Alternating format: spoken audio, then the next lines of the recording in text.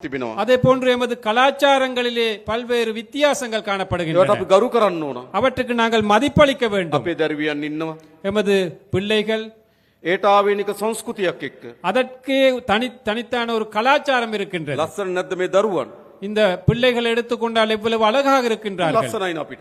எங்களுக்கு அது மிகவும் அழகாக ඇයි இருக்கிறது. අපි සංස්කෘතියෙන් බෙදෙන්න හදන්නේ? ஏன் நாங்கள் கலாச்சார ரீதியாக பிரிவடைய வேண்டும்? අපි හැම සංස්කෘතියකටම ගරු කරන්න ඕන. நாங்கள் அனைத்து கலாச்சாரங்களை மதிக்க வேண்டும். ඒ සංස්කෘතියෙන් රස විඳින්න පුරුදු වෙන්න ඕන. அந்த கலாச்சாரங்களை ரசனை மிக்கதாக நாங்கள் எடுத்துக்கொள்ள வேண்டும். එහෙම රටක් අපි හදන්න ඕන. அவ்வாறான ஒரு நாட்டை நாங்கள் கட்டியெழுப்ப வேண்டும். එකක් මතක තියාගන්න. ஒன்று நினைவில் வைத்துக் கொள்ளுங்கள். අපිට ගහගෙන எங்களுக்கு சண்டை பிடித்து යුද්ධ කරගෙන யுத்தமிட்டு கொண்டு තවත් දශක ගණනාවක් මේ විදිහට දුක් විඳ විඳ ඉන්න පුළුවන්. இன்னும் பல தசாப்தங்கள் எங்களுக்கு நாங்கள் வாழ முடியும் குறைபாடுகளோடு. අපේ අම්මලාගේ පරම්පරාව දුක් විඳා.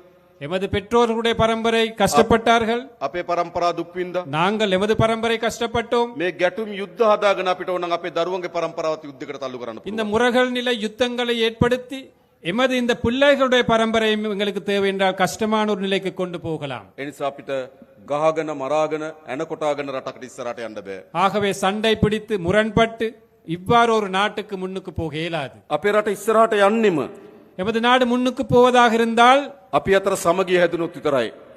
எமக்கிடையே ஒற்றுமை அமைதி இருக்க ඒ வேண்டும். නිසා අපේ ආණ්ඩුව ஆகவே எமது அரசாங்கம் විශාලතම වෙහෙසක් දරනවා. மிக பெருவளவாக நாங்கள் கஷ்டப்படுகின்றோம், செயல்படுகின்றோம். අපි අතර සමගිය හදන්න. நமக்கிடையே ஒற்றுமை ஏற்படுவதற்காக நாங்கள் ඒ සමගිය සඳහා හොඳම ධෛර්යය දුන්නේ ඕගොල්ලෝ. அந்த ஒற்றுமைக்காக மிகப்பெரிய சக்தியை துணிச்சலை கொடுத்தது நீங்கள். කාලයක් තිස්සේ පාරම්පරික දේශපාලක පහුගිය මහචන්දට ඉල්ලුවා. காலம் காலமாக இருந்த பாரம்பரிய அரசியல்வாதிகள் கடந்த தேர்தலிலே போட்டியிட்டார்கள். වෙනම රටක් අරන් දෙන්නම් කියලා ඡන්දෙට ඉල්ලුවා. தனியான ஒரு நாட்டை பெற்றுக் கொடுப்போம் என்று தேர்தல்களை போட்டியிட்டார்கள். මතකද? நினைவிருக்கா? හැබැයි ජනතාව මොකද කරේ? ஆனால் மக்கள் என்ன செய்தார்கள்? වෙනම රටක් දෙන්නම් කියපු අය, தனியான நாட்டை பெற்றுக் கொடுப்போம் என்று පවුල් වලින් கூறியவர்களை, දේශපාලනය කරපු අය குடும்ப வாயிலாக அரசியல் செய்தவர்கள் ඒ ප්‍රතික්ෂේප කරලා அவர்களை நிராகரித்து விட்டு මේ යාපනයේ දිස්ත්‍රික්කයේ අපිට ජයග්‍රහණය අරන් දුන්නා. இந்த யாழ் மாவட்டத்திலே எமக்கு வெற்றிகளை பெற்றுக் கொடுத்தார்கள். ඒකෙන් කියන්නේ මොකද්ද? இதன் செய்தி என்ன? இதனால் கூறுவது என்ன? ජනතාව කැමති එකතු වෙන්න.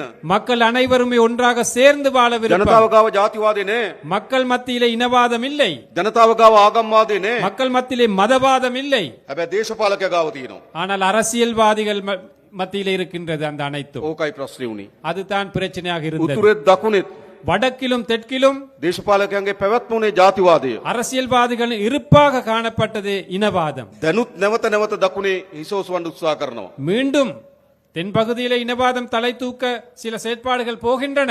දේශපාලකට ජාතිවාදය ඕන. அரசியல்வாதிகளுக்கு இனவாதம் தேவை. ජනතාවට ඕන ජාතිවාදය. மக்களுக்கு இனவாதம் தேவையா? ජනතාවට ඕනද? மக்களுக்கு தேவையா? අපිට ඕන මොකද්ද? எங்களுக்கு தேவை என்ன? ජාතික සමගිය ඕන. தேசிய ஒற்றுமை தேவை எங்களுக்கு. අපි එකතු වෙමු. நாங்கள் அனைவரும் ஒன்று சேருவோம். ආණ්ඩුවක් හදලා තියෙනවා. ஒரு அரசாங்கத்தை அமைத்திருக்கின்றோம். අපි ඔක්කොගේම ආණ්ඩුවක්. எமது அனைத்து மக்களுடைய ஒரு அரசாங்கம். මේ වැලිවැට තුරේ இந்த வெல்வெட்டி துறையில் මේ ජනතාවට වඩා இந்த மக்களை விட වෙනස් පවුල් වලින් අපි ආණ්ඩුව හදපු අය නෙවෙයි. வேறு குடும்பங்களால குடும்ப பின்னணிகளால் அரசாங்கத்தை அமைத்தவர்கள் அல்ல நாங்கள். අපි තමුන්වහන්සේලා වගේමයි. நாங்களும் உங்களை மாறித்தான். නැද්ද එහෙම? அப்படி இல்லையா? එහෙම නේද? ඉතින් අපේ ආණ්ඩුවක් නෙමෙයි මේක. அப்ப இது எங்களுடைய அரசாங்கம். අපි මේ රට වෙනස් කරමු. நாங்கள் இந்த நாட்டை மாற்றி அமைப்போம். අලුත් යුගයකට ගෙන යමු. புதிய ஒரு யுகத்திற்காக நாங்கள் ඒ கொண்டு නිසා போவோம். තමුන්වහන්සේලා අපි කරේ තිබුණු විශ්වාසය ஆகவே எம் மீது வைத்த நம்பிக்கை අපි බිඳින්නේ නැහැ. நாங்கள் ஒரு போதும் சிதைக்க மாட்டோம். මතක තියාගන්න. நினைவில் வைத்துக் கொள்ளுங்கள். හැමදාම අපේ රටේ දේශපාලකයෝ எப்பொழுதும் எமது நாட்டு அரசியல்வாதிகள் ජනතාවගේ විශ්වාසය බිඳිනවා. மக்களது எதிர்பார்ப்பத்தை சிதைத்தார்கள். අපි මේ විශ්වාසය බිඳින්නේ නැහැ. நாங்கள் ஒருபோதும் உங்களுடைய நம்பிக்கைக்கு சீர்குலைக்க மாட்டோம், நம்பிக்கை சிதைக்க மாட்டோம். තමුන්වහන්සේලා ඉතාමත් දිගු පියවරක් තිබුවා. நீங்கள் நீண்ட ஒரு பயணத்திற்காக அடி வைத்தீர்கள். ඉතාමත් වැදගත් පියවරක් තිබ්බා. மிக முக்கியமான ஒரு அடி வைத்தீர்கள். ඉතාමත් විශිෂ්ට පියවරක් තිබ්බා. ஒரு விசேடமான ஒரு முடிவை எடுத்தீர்கள். එකතු වෙන්න ඕන කියලා තීන්දුවක් ගත්තා. ஒன்று சேர வேண்டும் என்ற அந்த முடிவை எடுத்தீர்கள். බෙදුනක ඇති කියලා තීන්දුවක් ගත්තා. பிரிந்தது காணும் என்ற முடிவை எடுத்தீர்கள். පෞගිය මහමැතිවරණ ප්‍රතිඵල වලින් පෙන්වන්නේ මොකද්ද? கடந்த பாராளுமன்ற தேர்தல் பெருபேரில் காட்டுவது என்ன? බෙදනව වෙනකොට එකතු වෙන්න ඕන කියලා. பிரிப்பதற்கு பதிலாக நாங்கள் ஒன்று சேர வேண்டும் என்பது එකතු කරන්න අපිට පුළුවන් කියලා විශ්වාසය හැදුවා. அதை இணைக்க எமக்கு முடியும் என்ற நம்பிக்கை ஏற்படுத்தினீர்கள். අපි ඒ විශ්වාසය රකින්නවා. அந்த நம்பிக்கையை நாங்கள் பேணுவோம். මේ රටේ හොරකම නතර කරනවා. இந்த நாட்டின் ஊழலை திருட்டை நாங்கள் நிறுத்துவோம். නාස්තිය නතර කරනවා. வீண் விரயத்தை நிறுத்துவோம். හොරකම් කරපු අයට දඬුවම් දෙනවා. திருடியவர்களுக்கு தண்டனை கொடுப்போம். මොකද කියන්නේ? என்ன சொல்றீர்கள்? ඕනද නැද්ද? நல்லமா கெட்டதா? ඕනද නැද්ද? தேவையா இல்லையா? අවශ්‍යයි.